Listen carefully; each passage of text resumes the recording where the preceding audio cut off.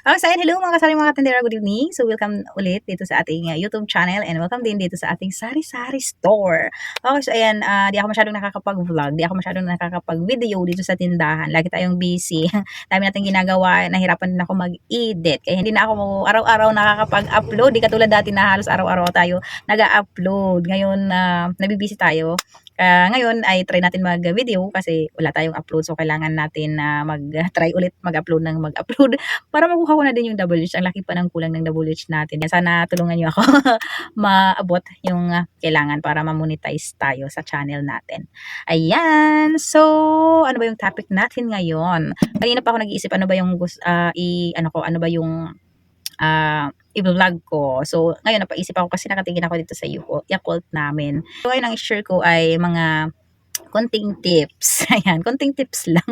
Okay, so ayan. So, kung kayo ba ay may mga paninda na malapit na mag-expire or yung mga um, mabilis ma-expire ba, 'di ba? Kasi meron mabilis ma-expire yung ng mga paninda. Tulad sa Yakult, ayan nandito sa harap ko itong Yakult. So nakita ko kasi siya kaya nakaisip ako ng i-vlog. Ayan. So itong Yakult ay mabilis lang yung expiration date niya. So ito ay ngayong July, ay June. So, ngayong June siya mag-i-expire. So, malapit na. Ngayon ay May, ano yan? Ngayon ay May 25. So, sobrang malapit na kasi ilang days na lang is June na. So, mag-i-expire na itong ating Yakult. Ayan, yung Yakult natin mag-i-expire na. So, ang dami palang mag-i-expire na ang dami palang ibang items na ang lapit lang ng expiration date niya, halos 1 month lang siya, mag-i-expire na. Like eto, hindi ko alam kung aabot pa ng 1 month kasi mag-i-expire siya sa June 1. Ala, ang lapit na niya, 1 week, pero ang dami pa namin, Yakult. June 1, malapit na siya. Hala, June 1. So, ano ba yung mga dapat natin gawin pag mga ganito yung mga paninda natin na malapit na mag-expire? Yung mabilis lang mag-expire, di ba? May mga items kasi nga na isang buwan lang yung buhay nila. Isang buwan lang malapit na mag-expire. So, ano ba yung ginagawa nyo? Ano ba yung kailangan natin gawin? Ano ba yung ginagawa ko? So, like itong mga Yakult. So, itong mga Yakult, ang ginagawa ko, so, dito kasi ako na side nagtitinda. Syempre, ayan, dyan. Andito ako. So, syempre, yung mga customer natin ay dito sa atin nakatingin. So, kung ano yung mga paninda na andito na malapit sa atin, mabilis nila makita yun. So, eto, yung Yakult namin, ayan, dito ko siya nilagay. Dati kasi yung Yakult namin is andito. Simula nung nakita ko siya na ang bilis pala ng expiration date niya, minsan 1 month lang. So, iniba ko yung dinidisplayhan ko. So, nilagay ko siya dito para mas mabilis siya maupos. Kasi diba sayang naman kung ma-expirean tayo. Malulugi tayo kasi hindi na natin pwede yan isoli sa binilhan natin. So, ginagawa ko pag mga malalapit na siya mag-expire, ayan, kung andito ako, ayan, nilalagay ko dito. Ito yung pinakamabilis kasi mag-expire dito sa akin, yung mga Yakult. Pag nakita kasi nila yan, andito yung Yakult, syempre mapapabili sila kasi nakikita nila, hindi katulad dati na andito siya, nakatago, hindi nila na kikita itong Yakult. So, ang tagal niyang mapili kasi hindi nila napapansin. Ngayon, na nandito na siya, mabilis na sa akin itong Yakult. So, kailangan kasi mabilis siya ma-dispose para hindi tayo maabutan ng expiration date kasi halos 1 month lang itong Yakult na to. Kaya naman yung ginawa ko, na dinisplay ko siya dito kasi lagi nabibili si Yakult. Kahit hindi sila bibili, ay pag nakita nila, napapapili din sila. Naaalala din nila na bibili pala sila ng Yakult. Isang ganito yung binibili nila.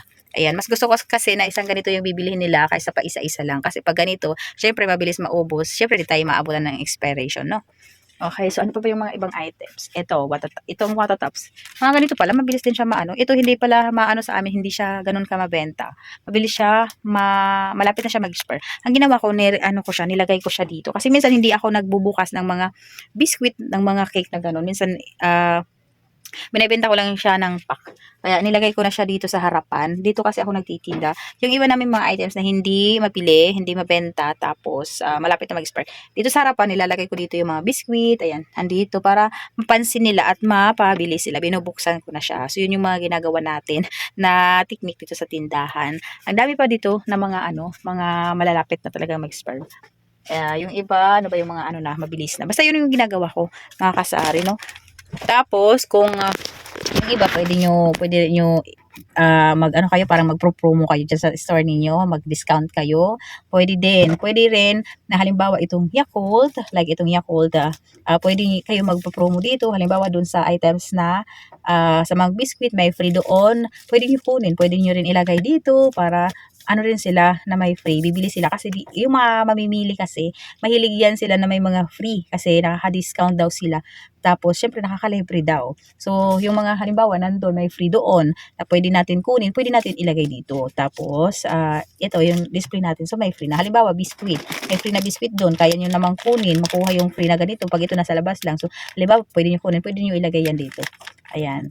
Para pag nakita nila, nakaganyan, nakita ng mga customer mo, ay bibilihan sila. Kasi may free. Yung iba kasi habol nila is itong mga free. So, ganin dito sa tindahan kasi, yun ang mas binibili nila yung may mga free. Tulad ng Bear Brand ngayon. Si Bear Brand ngayon ay may naka-promo 10 plus 1, yung sa suwak. Kaya sobrang mabenta sa amin si Bear Brand kasi habol nila yung free. Kasi syempre nakaka-discount din daw sila pag may free. So, yun yung mga pwede natin gawin sa mga kanila natin na malapit na mag-expire, 'di ba? Para maubos agad. Pwede nating gawin sa mga paninda natin. Ano lang tayo, isip-isip lang kung paano natin i-dispose yung mga malapit na mag-expire, yung mga hindi masyado mabenta, hindi masyadong nabibili sa tindahan. Ayan, so gawa lang tayo ng paraan, isip-isip, lawakan lang natin yung pag-iisip natin kung paano natin i-display, anong gagawin natin, 'di ba? So, yun lang yung mga ano ko, yun yung mga tips. Yun yung ma-share ko lang sa inyo kasi ganun yung ginagawa ko dito sa tindahan. Ayan, mas ano talaga, hindi ko pa, dito naman sa tindahan, hindi pa ako naglalagay ng yung may mga free. Yan, dito. Kasi, ang ginagawa ko lang talaga, dinidisplay ko dito sa malapit sa akin para mas kita nila. Tapos, minsan, inaalok ko din sila na, ay, may pa rin na kaming ganito, bili kayo. Ayan, may Yakult ako, gusto nyo bumili. Mga ganyan. So, mga technique din po yan, mga ganun. Kailangan din, marunong ka din mag-convince sa kanila, marunong ka rin magsabi sa kanila na may mga paninda kang ganito, ganyan, ganyan. Yon. Isa din sa mga diskarte yan sa sari-sari store. Okay, so ayan lang yung share ko sa inyo mga kasari, no, konting idea lang sa mga hindi nabibili sa tindahan natin at mga malapit na mag-expire para hindi tayo malugi kasi pag na-expire na yan, hindi na mabenta yan, lulugi na tayo. So sayang din naman. Sayang yung puhunan natin kasi kasama yung puhunan natin na hindi mabibili, hindi na mababalik yung puhunan natin. Mabuti kung tubo lang yun. Kaya lang pati yung puhunan natin ay masasayang din. So, isip-isip na lang talaga tayo kung ano yung gagawin natin para maibenta yung ating mga paninda para hindi tayo maabutan ng expiration. Ako yun talaga yung ginagawa ko. Nilalagay ko na dito sa harap yung aming mga malapit na mag-expire. Kasi dati na-expire na ako. Minsan kasi hindi ako nag-check ng expiration date kasi nakakalimutan ko nga. Kaya pagtingin ko, expire na pala. Hindi ko na ibibenta. Nasasayang. So, tatapon mo na lang din. So, lugi na tayo pag ganun. So, yun yung paraan ko. Ngayon, simula nung na-expire na ako. So, gumagawa na ako ng mga ideas, mga diskarte kung paano natin i-display yung mga paninda natin na malapit na mag-expire at hindi siya ganun ka nabibili. Diba? So, yun lang muna yung share ko sa inyo mga kasari, no? Mga katendera. Ayan, kunting tips lang. Ayan, sana naman may natutunan kayo sa mga na-share ko, no? Dito sa vlog natin. Okay, so maraming salamat sa mga nanonood ng ating mga vlog. Kung hindi ka pa nakasubscribe, subscribe nyo na yung channel natin. And kung di ka rin busy, pwede mo na rin i-like, i-share na rin yung video natin para mas madami pa yung makapanood ng mga video natin. So, maraming salamat. Malapit na tayo maka 600. Sana maka 1K na tayo dito. Dumami pa yung mag-subscribe at manood. Maraming salamat sa inyong lahat. Bye-bye na. Good night. Good evening.